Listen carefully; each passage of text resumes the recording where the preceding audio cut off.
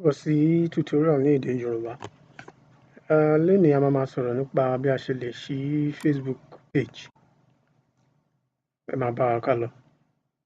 Gẹ́gẹ́ bí a ṣe sọ ní ọ̀sẹ̀ tó kọjá, ká tó lè ní Facebook page, a gbọ́dọ̀ ti ní Facebook account.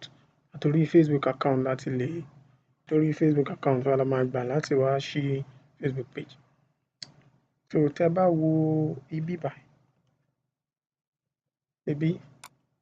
tẹ́ bá wo bí ta click bẹ́ẹ̀, a rí manage page. Ìgbà míì lè jẹ́ pages la máa rí. Láti bí manage page yìí báyìí, a rí bí create page. Bí la máa wá tá bá fẹ́ tá bá fẹ́ ṣí page tuntun.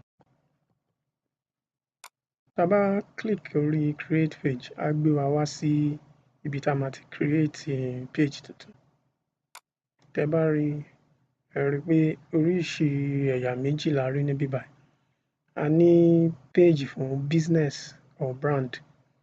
A ní page fún community or public. So ẹ̀yin lẹ mọ èyí tó bá jẹ́ èyí tó máa wúlò fún yín nínú méjèèjì. Ọ̀nà kan náà ni, kò sí ìyàtọ̀ púpọ̀ jù nínú méjèèjì. Àmọ́ lénìí ẹ jẹ́ á lo ti business tó jẹ́ pé à ń ta ọjà ni. A lo ti business brand. A dẹ̀ tún ní ti community brand.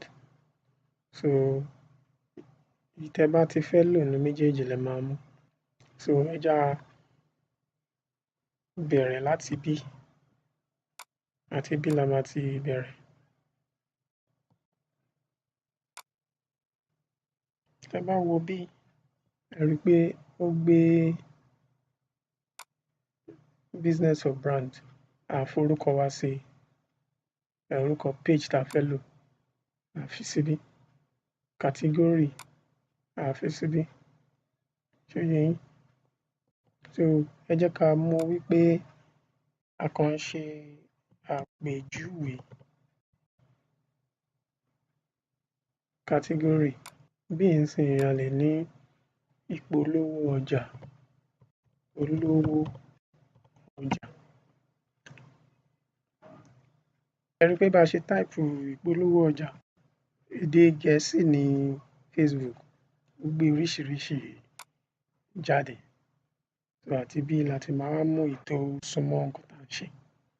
Ìpolówó ọjà bí nísìnyí máa jẹ́, a wò pé a ní beauty salon. Tá bá ti mú beauty salon, á béèrè address.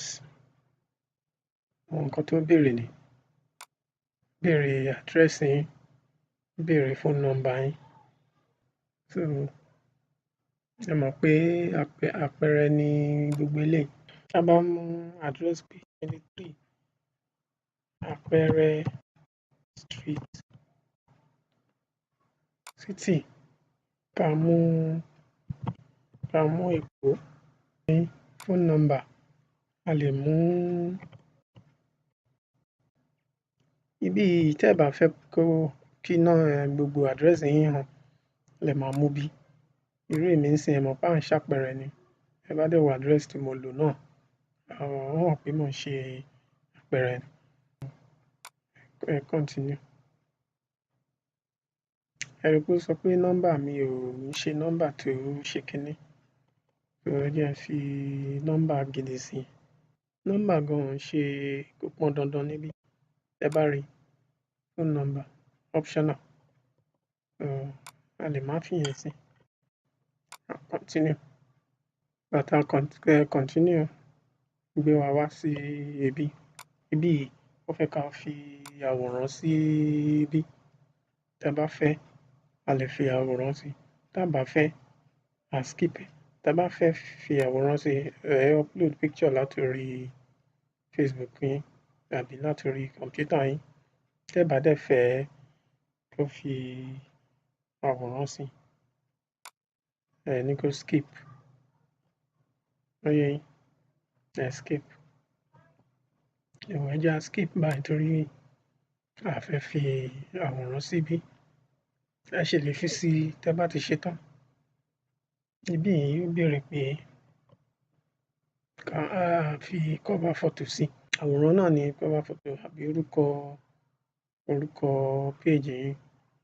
Nǹkan tẹ́ bá fẹ́ káwọn èèyàn fi dá yín mọ̀. So gẹ́gẹ́ bá ṣe ṣe lẹ́ẹ̀kan, a skip torí pé a kàn ń ṣe àpèjúwe ni. Torí pé a ti ṣí Facebook page tuntun bẹ́yẹn, kò jù bẹ́yẹn lọ. Tẹ́ bá wo àárín ibí, ẹ rí pé ó ṣì fún wa ní àyè láti fi cover photo tá a fi sí lẹ́ẹ̀kan sí.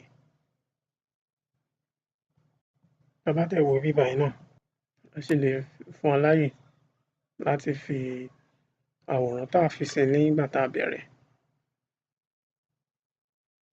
Tẹ́ bá dẹ̀ wo ibí, ẹ rí pé orúkọ tá a lò, àpèjúwe tá a fi ṣàpèjúwe náà ni ó wà ńbẹ̀.